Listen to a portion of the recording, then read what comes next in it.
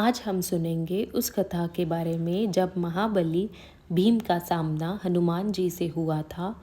क्यों दिए थे हनुमान जी ने भीम को दर्शन और क्या था उनका संदेश, आइए जानते हैं।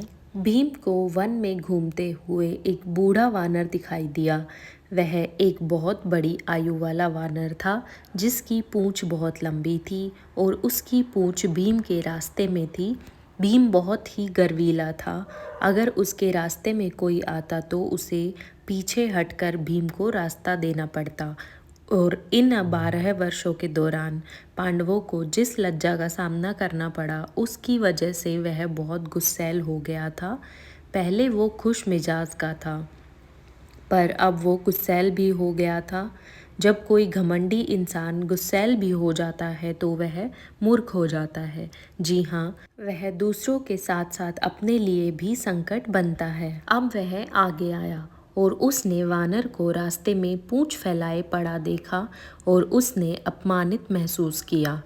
उसने सोचा, ये बंदर अपनी पूंछ मेरे रास्ते में क्यों रख बैठा है। उसने कहा, हे वानर, तुम अपनी पूंछ हटा लो, मुझे जाना है। बंदर ने कहा कि मैं इतना बूढ़ा हूँ कि अपनी पूंछ भी नहीं हिला सकता, तुम ही इसे क्यों नहीं हटा देते। भीम ने कहा, ठीक है। भीम ने हाथ नीचे किया और पूंछ को हटाना चाहा, पर वह तो टस से मस नहीं हुई। उसने अपने दोनों हाथों का जोर लगा दिया पर फिर भी पूंछ नहीं हिली। भीम को विश्वास नहीं हुआ। भीम को अपने बल पर बहुत घमंड था और उसे लगता था कि वह धरती का सबसे शक्तिशाली प्राणी है। नागाओं द्वारा दिए गए नवपाषाण घोल से उसकी ताकत और बढ़ गई थी। वह हमेशा अपने बल को बढ़ाने के लिए कसरत करता रहता था और आज एक बंदर की पूंछ नहीं हिला पा रहा था। वह इस अपमान को सह नहीं सका। उसने अपनी ओर से बहुत कोशिश की पर उसे उठा नहीं पाया। फिर वह अपने घुटनों के बल बैठकर बोला, आप कौन हैं? अगर मैं इस पूंछ को नहीं हटा सका तो आप केवल वानर नहीं हैं, आप कौन हैं? तब उस वानर ने बताया कि वे रामायण काल के हनुमान थे।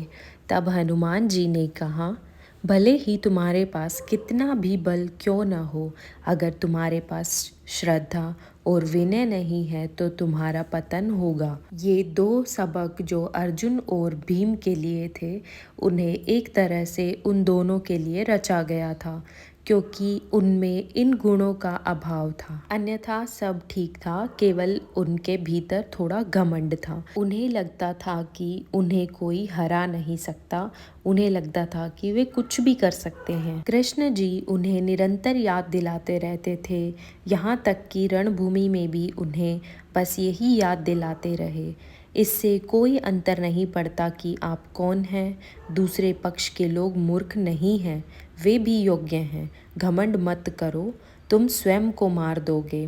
वे अर्जुन को निरंतर कहते हैं कि वह शत्रु के तीर से नहीं मारा जाएगा, वह एक दिन अपने घमंड से मारा जाएगा। अगर उसने घमंड को नहीं छोड़ा तो उसे एक दुर्भाग्यपूर्ण मृत्यु का सामना करना होगा। यह परिस्थिति यहाँ भीम के लिए इस तरह प्रस्तुत की गई ताकि वह अपने दुर्गुण से छुटकारा पा सके और उस कार्य के लिए सही तरह से तैयार हो सके जो उसके लिए सोचा गया था। धन्यवाद। हम उम्मीद करते हैं कि आपको यह कहानी पसंद आई होगी। ऐसी ही कहानियाँ सुनने के लिए हमारे चैनल को सब्सक्राइब ज़रूर कीजिए।